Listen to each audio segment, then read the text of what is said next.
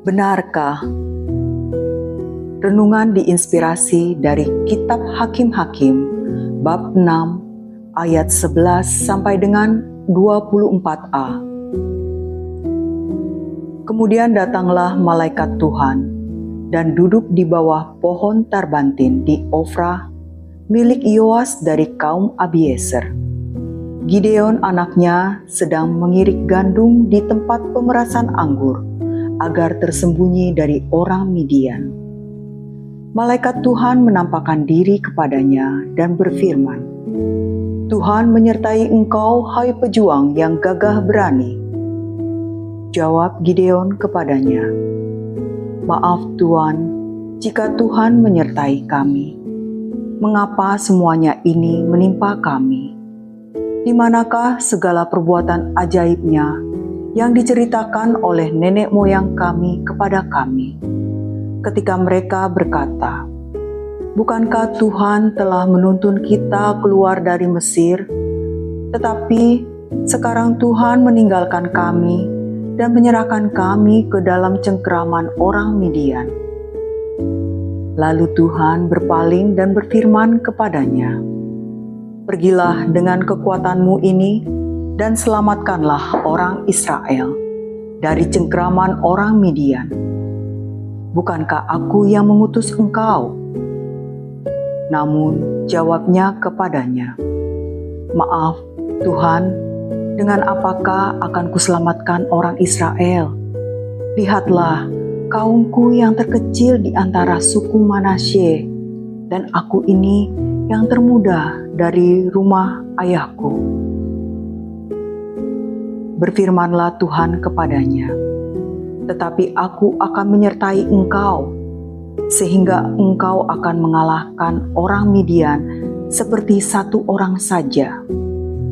Gideon menjawab kepadanya, "Jikalau aku mendapat kemurahan hatimu, berilah kepadaku tanda bahwa engkau sendirilah yang berfirman kepadaku. Janganlah kiranya pergi dari sini sampai aku datang membawa persembahanku kepadamu dan meletakkannya di hadapanmu." Firman-Nya, "Aku akan tetap di sini sampai engkau kembali." Kemudian masuklah Gideon dan mengolah seekor anak kambing dan roti tidak beragi dari 1 eva tepung. Ia menaruh daging itu dalam bakul dan kuahnya dalam periuk, lalu dibawanya kepadanya di bawah pohon tarbantin dan disuguhkannya.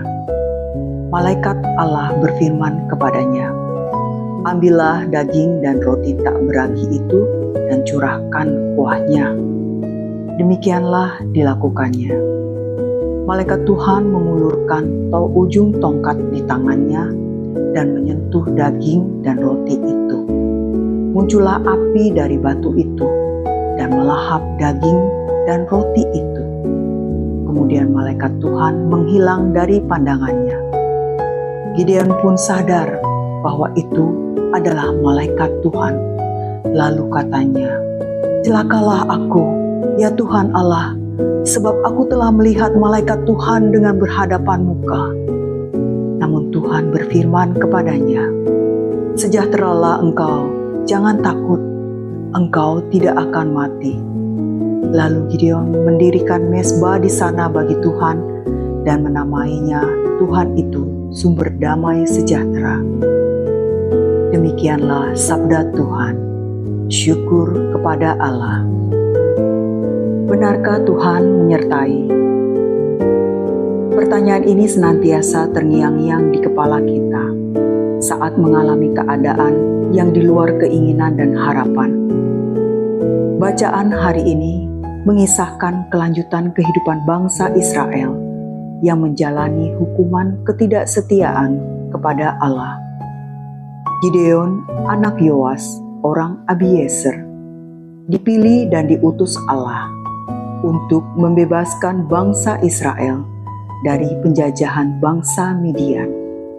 Walaupun usia dan latar belakangnya tidak sebesar suku lainnya, tapi Tuhan memilihnya dan menyertainya untuk menyelamatkan bangsa Israel.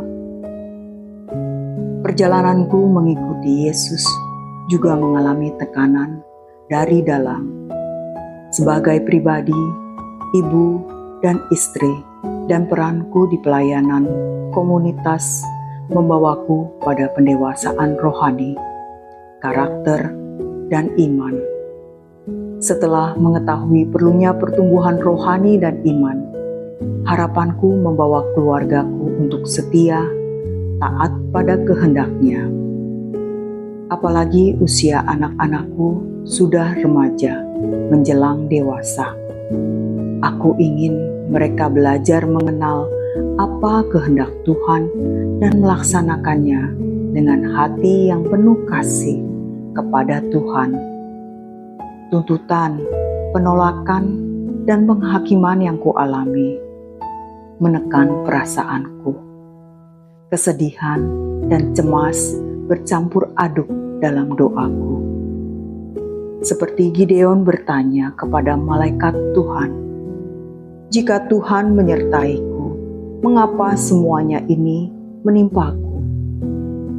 Mengapa aku terus mengalami penolakan? Di manakah Engkau, Tuhan, saat aku mengalami penghinaan, penghakiman, dan perkataan yang tidak menyenangkan?"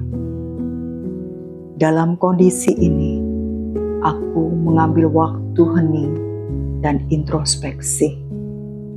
Jika menuruti kekecewaan dibawa dalam pikiran, membuat lesu, merontokkan semangat, melumpuhkan kekuatan jiwa dan raga. Aku tidak mau larut dalam keraguan. Dengan bekal sabdamu, pergilah dengan kekuatanmu. Bukankah aku yang mengutus Engkau? Ya Tuhan, aku percaya padamu saja. Engkau memberikan kekuatan. Engkau keselamatanku. Ya, aku akan tetap setia, mengajarkan, memberi teladan, dan mengayomi keluargaku selama hidup ini. Alih-alih bertanya, "Benarkah?" lebih baik berkatakan, "Ya, benar, Tuhan selalu menyertai dan aku sudah menerima janjinya." Seperti perkataan Santa Teresia dari kanak-kanak Yesus, "Jangan biarkan apapun mengganggumu, jangan biarkan apapun menakutkanmu. Segala hal berlalu. Allah tidak pernah berubah. Kesabaran mencapai segalanya. Ia yang memiliki Allah tidak kekurangan apapun. Allah sendiri cukup." Marilah berdoa. Ya Tuhan yang Maha Kasih, bertahtalah dalam diri, pikiran, dan hati kami. Berilah kekuatan-Mu yang sempurna ke dalam kami, menghapus setiap keraguan menjadi percaya. Harapan kami padamu tidak pernah sia-sia.